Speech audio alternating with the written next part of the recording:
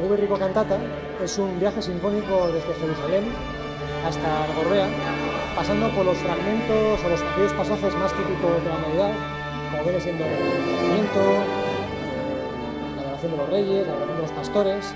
Es un poco un villancico, pero es un villancico reinventado un poco a la época actual, en la que es más necesario que nunca preconizar aquellos valores que son consustanciales a la Navidad, como son la paz, la reconciliación.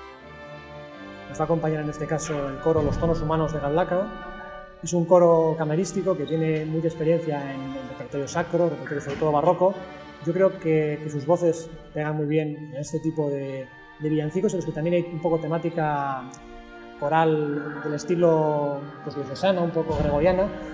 Estaremos en el Teatro Baracaldo. Para mí es todo un orgullo, teniendo en cuenta que soy de Baracaldo y que otras veces nos ha brindado una gran acogida, tanto el teatro como todas las personas que están acercado allí. Así que ya sabéis, os esperamos a todos el día 28 de diciembre a las 8 de la tarde en el Teatro Baracaldo, en el Gubernrico Cantata. Esperamos veros todos allí. Para mí es un concierto muy especial, espero que también lo sea para vosotros y todos aquellos que vengáis. Espero veros por ahí. Si no, feliz Navidad y próspero año nuevo.